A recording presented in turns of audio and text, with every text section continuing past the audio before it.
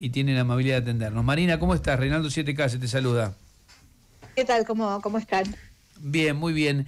A ver, ¿cómo estás leyendo esto que pasó hoy con Scott Bessent? Yo lo que creo es que tiene dos interlocutores, ¿no? Digo, por un lado intenta con nuevos tweets generar alguna calma en el mercado financiero local, con rendimientos decrecientes. El primer tweet tuvo una recuperación muy violenta de los precios de los activos, el segundo menos, el tercero bastante menos, Ujú. y el segundo es manejar el frente local. O sea, en Claro. Estados Unidos hoy tenés el gobierno cerrado, digo, frente a la discusión sobre el techo de la deuda. Tenés presiones internas del Partido Demócrata y dentro de los propios republicanos, abriste el frente con los productores agrícolas americanos, eh, y entonces la señal que dio en la entrevista es, bueno, no hay un bailout en Argentina, digo, no vamos a gastar plata en Argentina, esto es un swap de moneda, no sé qué implica un swap de monedas, o sea, no se puede usar. Entonces lo que hay son dos mensajes contradictorios. Y en el medio, si querés, las especulaciones que pueda haber respecto, digamos, al impacto que tuvo, no digamos, o cuáles son los beneficiarios y los perjudicados, digamos, del manejo financiero provocado por semejante señal. Claro. ¿Podés explicar didácticamente para quien no entiende nada a qué se refieren cuando hablan de que esto es un swap? A ver, un swap es un canje de monedas. Argentina pone pesos, el gobierno americano pone dólares. Hoy Argentina, el Banco Central tiene un swap con China, Ujú. donde hay un canje de monedas con la moneda china, digamos, con la moneda china no convertible. En principio, digamos, el swap lo que te aumenta son las reservas brutas, no necesariamente te da liquidez. En el caso de swap chino, digo, parte de esos 19.000 millones de dólares se activaron con un crédito sobre el cual se paga tasa de interés, y hay 5.000 millones de dólares que el gobierno anterior usó como liquidez, si querés, de nuevo para financiar otra vez la Mm. trayectoria a la elección. Eh, pero por eso digo, Eso va a fue depender de Alberto cuál sea la Fernández letra chica del Massa, ¿no? acuerdo. A ver, no, el swap viene de antes, el swap venía con China de antes, y Sí, el sí, swap sí. con Argentina, en rigor, digamos, es parte de una estrategia de China de establecer líneas de swaps con muchos bancos centrales, buscando darle alguna, digamos, ¿no? Un aumento en la inserción de la moneda a nivel global. En el caso de China, aparte del swap de monedas, lo que hubo fue una activación del swap, digamos, que es un crédito eso. Ujú. Eh, ¿Y qué imaginás como salida? Hoy incluso hay un texto de Cavallo que se ha difundido, da toda la impresión de que ya no hay casi hasta, no debe haber economista que no esté planteando que este camino que eligió el gobierno de no comprar reservas ha fracasado, ¿no? A ver, yo siempre digo lo mismo, el programa arrancó mucho más pragmático de lo que era el discurso de campaña. Ujú. Básicamente, digo, sostuvo los controles de capitales, hizo un shock cambiario con controles, digamos, controlados, si querés. Ese shock generó un shock inflacionario que te permitió cerrar las cuentas fiscales. Después podemos discutir si fue amplificado o no, digamos, cómo se cerraron las cuentas fiscales, cómo se distribuyeron los costos del ajuste fiscal, pero cortó el déficit y cortó el financiamiento monetario del déficit. Y en simultáneo a eso, lo que tuviste fue un banco central que, con la economía en recesión, que estaba recontra sobreestoqueada por el esquema de brecha que tenías antes, y por el esquema de pago en cuotas de importaciones, empezó a comprar dólares muy agresivamente. Ese esquema se agotó cuando el pago en cuotas de importaciones desapareció, empezaste a pagar el contado, y el gobierno, el dispositivo transitorio que tenía para contener la brecha de arranque, que se había negociado con el fondo, que se eliminaba en junio de 2024, lo sostuvo. El blend siguió mandando el 20% de la exportación al contado con liquidación, y el Mm. programa dejó de comprar dólares. Eso hizo que el atraso cambiario que estabas coordinando se frenara la recuperación en los precios de los activos locales. El riesgo país dejó de caer, y el programa, que lo que implicaba era no solamente la consolidación fiscal, sino que implicaba tener acceso al crédito, que el riesgo país baje lo suficiente como para tener acceso al crédito. Eso implicaba poder refinanciar los vencimientos de la deuda en dólares sin pagar el contado. Y eso implicaba refinanciar los vencimientos de la deuda en pesos sin tener la dependencia que tenía de los controles de capitales. trabajando en un programa monetario que era la consecuencia de ese programa fiscal, eso nunca estuvo. Entonces Argentina siguió pagando la deuda al contado, la de dólares y parte de la de pesos.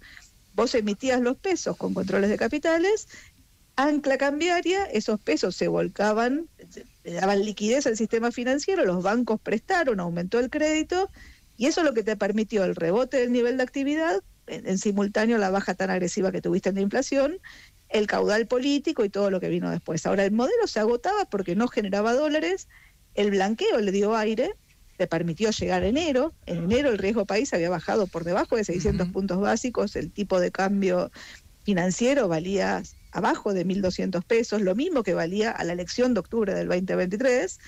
Ahora, el esquema no generaba dólares y en vez de tratar de correrte de ese anclaje cambiario tan rígido, lo que hiciste fue bajaste el crawl del 2 al 1% y te quedaste sin dólares. El riesgo país volvió a subir, el dólar financiero llegó a valer 1.400 pesos, la curva de futuro se te había corrido y en ese esquema fuiste a la negociación con el fondo. En la negociación con el fondo lo que te pedía era comprar dólares. Claro. Ahora, el gobierno decidió no comprar dólares con ese esquema de bandas, diciendo hasta que llegue al piso no vamos a comprar. Intervino en la curva de futuros intentando recrear las mismas condiciones que tenías antes, pero ya con la cuenta capital abierta a las personas, no a las empresas, pero con un rulo que te permitía abastecer con dólares oficiales toda la demanda que había de dólares financieros, y eso te llevó, digamos, cerca de 17.700 millones de dólares entre mediados de abril. Bueno, eso es más que lo que te desembolsó el fondo. Claro. Mientras vos tenías estacionalidad en la oferta de dólares, esto convivía, si querés, con tasas de interés que ya no eran negativas, eran positivas, y con un dólar contenido, si querés. Cuando se acabó la oferta de dólares, el intento de contener sin brecha el dólar oficial para que no se te escape a la inflación, te llevó a subir la tasa de interés a niveles muy altos que te enviaron la economía a la recesión. En ese juego intentaste todo el manejo del desarme de las LEFIs, le metiste volatilidad, pero llegaste a la elección que vos planteaste como binaria, con la economía en recesión, sí, y perdiste. Bueno, a partir de ahí lo que tuviste es que la demanda de dólares se te aceleró y la oferta de dólares era menor, la presión estaba sobre el precio. Cuando tocaste el techo de la banda, empezaste a vender, llegaste hace 2 viernes atrás en una dinámica muy perversa, donde no se sabía cómo se abría el lunes, y el lunes apareciste con los 2 dispositivos. Uno fue el adelanto en la liquidación de la cosecha, con la baja transitoria de retenciones, que te generó un despelote local y un despelote afuera. O sea, te peleaste con los chacareros locales y con los chacareros afuera, y te duró pocos días, porque compraste 2.200 millones de los 6.300 que se liquidaron, el 90% de los 7.000 que se anotaron, y ya los últimos 2 días empezaste a vender. Claro. Dejá de sacar conejo de la galera, le dice Cavallo. Se barrió todo, trata de sacar conejos de la galera. Lo que pasa es que, con la cuenta capital abierta, tenés que sacar a conejos a un ritmo mucho mayor. Claro, no alcanza. De nuevo, si vos no alargás el horizonte de las decisiones de política, se juega todo en la elección, ya no solo en las presidenciales, en las de medio término también. No hay forma, no hay forma de construir un mercado de crédito posible. Y además lo que te es todos los actores locales que ya saben cómo juegan, con lo cual la demanda de dólares es infernal. Marina, soy Esteban Rafele, ¿cómo estás? ¿Cómo estás, Esteban? Bien, el gobierno parece estar planchando el dólar mayorista en 1.425. Es el mismo precio que tiene ahora, es el mismo precio que tenía ayer. ¿Llega a este precio hasta las elecciones? Con los recursos que tiene, ¿no? Quiero decir. A ver, es frazada corta. O sea, la verdad es que cada dólar que vende, los dólares están, lo que pasa es que no son tuyos. Y te limitan las chances de armar un programa después. O sea, la verdad que siempre terminamos discutiendo lo mismo que discutimos en 2019, que lo mismo que discutimos en 2023, que lo mismo que hizo Cristina en 2011. O sea, finalmente vos terminás financiando la salida de capitales para sostener un esquema cambiario que todo el mundo percibe que no se sostiene, y la verdad que después las dinámicas son perversas. Te pasó en la convertibilidad. La convertibilidad te da una rigidez por ley, acá no te das una rigidez por ley. obviamente, como al revés digo, la pregunta que había el viernes antes de Bessent es cuál es el tipo de cambio que te permite pagar la deuda al contado con la cuenta capital abierta. Y la verdad que la respuesta no era clara. Si vos despejás el programa financiero, pero para despejar el programa financiero, aparte de que haya una ayuda, digamos, que sea contundente, hay que ver, digamos, qué es lo que implica, lo que necesitas del otro lado, insisto, es alargar el horizonte. Digo, por más que tengas un prestamista de última instancia que te compre todos los bonos que el mercado no quiera, la Portugal, hasta que el mercado se canse. De nuevo, digamos, vas a poder colocar deuda, digamos, para que te la pague la gestión que viene. Y en ese contexto, luego del tuit de Bessent diciendo, bueno, viene Luis Caputo en los próximos días a continuar con las negociaciones, y con este reclamo del FMI de acumular reservas, ¿se puede generar como una especie de efecto puerta 12 de aprovechar los dólares que esté vendiendo el Tesoro ahora a 1.425 por temor a lo que venga después? Uno sabe cuántos vende hoy, cuántos vende mañana, digo, te quedan, son 15 días hábiles, 16 días hábiles. Es un montón, es muchísimo. Bueno. ¿Hay una salida que no sea esta? ¿Que el gobierno pueda hacer un viraje aún con costo político, te parece?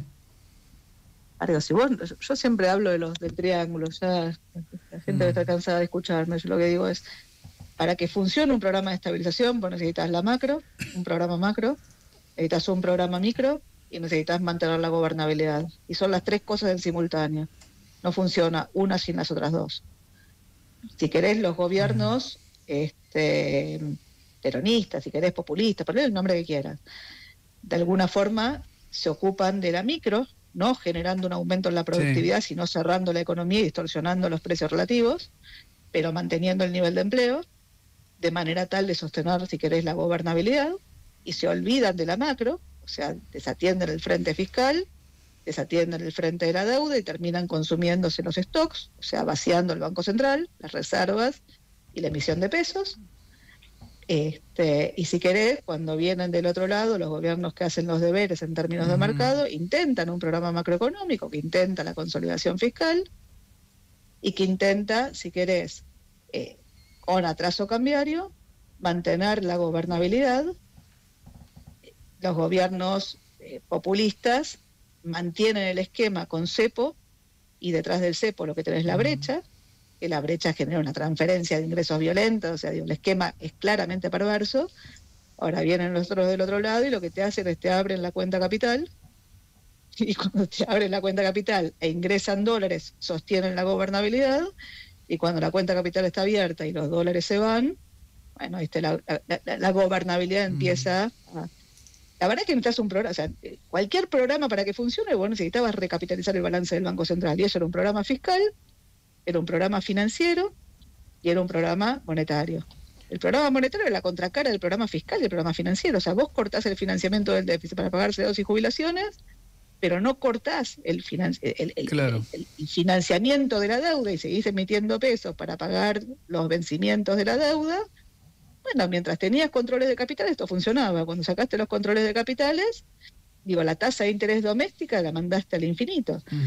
Entonces vos me decís, ¿qué es lo que necesitas? Y la verdad necesitas reconstruir los tres vértices. Ahora, para reconstruir los tres vértices requerís reconstruir la gobernabilidad. Ahora, para reconstruir la macro requerís probablemente un tipo de cambio más alto, que es lo que está mirando el mercado. De nuevo, vuelvo a la pregunta, ¿cuál es el tipo de cambio que te permite pagar la deuda al contado con la cuenta capital abierta? No hay. Ahora, si vos lo que conseguís es un apoyo del gobierno americano, un apoyo de un prestamista de última instancia que te genera alguna certeza sobre los pagos de la deuda, bueno, entonces la historia es distinta, pero el nivel de tipo de cambio que necesitas, si tenés que pagar el contado, tenés la cuenta capital abierta, yo qué sé, es un nivel de recesión muy alto que se te espiraliza, o sea, ahí está la duda que tenías. Ahora, ¿cómo construís la gobernabilidad para un gobierno que todavía le quedan 2 años de gestión? Bueno, eso es parte, de cómo se rearme el sistema político en Argentina. Ahora, te deja reconstruir la gobernabilidad en simultáneo, hacer las correcciones macro, que obviamente todo el sistema político, no quiere pagar el costo de eso. Bueno, la verdad es que sí. Es difícil, y menos a 15 días de una elección, ¿no? A 15 días de una elección es inviable. La pregunta es qué pasa después. O sea, lo que no puede hacer es que nos juguemos todo a la elección, de un lado y del otro. O sea, si te patinas entre 30 y 40 lucas por elección, digo, no hay país que sobreviva. Está claro. Muy clara. Muchísimas gracias, Marina. No, gracias por llamar. Marina del Poyeto, economista, una de las buenas economistas argentinas, directora de